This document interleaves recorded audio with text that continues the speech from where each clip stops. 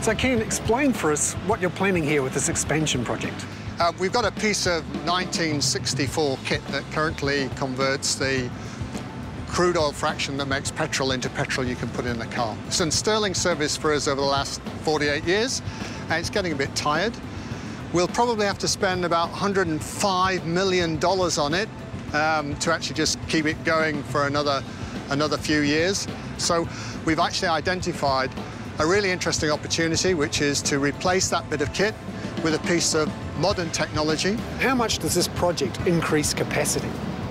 Well, what it will enable us to do is to produce about 2 million barrels a year more of petrol.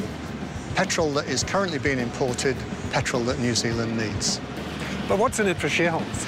That improved throughput that we'll give, that improved product lift that we'll do, that energy efficiency that we'll deliver, all flows through into increased processing fees. And that means higher profitability, and that flows through into greater dividends. And we've already seen the share price increase quite considerably as a result of this news hitting the market. Payback time on this project is within 4 years of startup.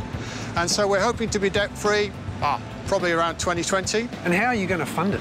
We had a major expansion project, 2009, we brought it on stream. Over the last 2 years, we've been with reasonably healthy margins, great strategy, great operational control. We managed to pay off all that debt. So we're absolutely ready to look at the next best thing to do. What's in this for New Zealand, though? This refinery came into existence in the 1960s because there was great concern about the perilous state of oil supplies, and New Zealand was concerned about getting oil supplies if it didn't have a refinery. The second thing it was concerned about was those oil supplies that it was getting through imports were really high priced. Now that logic, that concern is still with us today. That having that flexibility to make oil products here in New Zealand is going to be even more critical as it was in 1960s. And what will this project be able to handle in terms of New Zealand-produced crude? Well, what this project will enable us to do is to process more of New Zealand's crude than we can do today.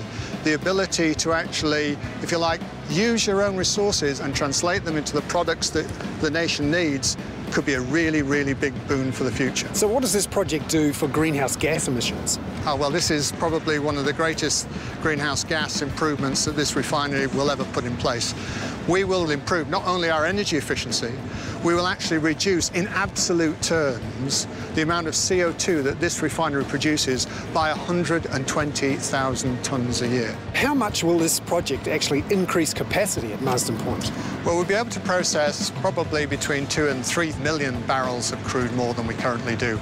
And almost all of that will be converted into extra petrol that will be available here in New Zealand. And what that's going to do is increase our market share from something like 50% at the moment to around 65%. But is there any guarantee that the customers will buy them? At Marsden Point, I can make more petrol more cheaply, more reliably and more environmentally friendly than you can import it. So why not, though, just do a simple renovation of the existing plant? And we'll actually have to do that if shareholders don't support the growth project. But all that will do will be to retain our current capability. Now, currently, we outperform all the Australian refineries. We outperform refineries of our size in the Asia-Pacific region. But we'll only retain that position if we keep moving forward. And my concern, if we don't go forward with growth, is that we slip back competitively. So why do small shareholders need to decide on this? Surely it's a done deal. Well, the board has made a recommendation to shareholders to support the growth project. But remember, directors vote in the best interests of the company. When shareholders sit down, they vote in their own particular best interest. And for me, our ordinary shareholders are really important to me. They represent something like 17% of the company's value, and their voice needs to be heard. And if you had one line to explain to people why they needed to vote for it, what would it be?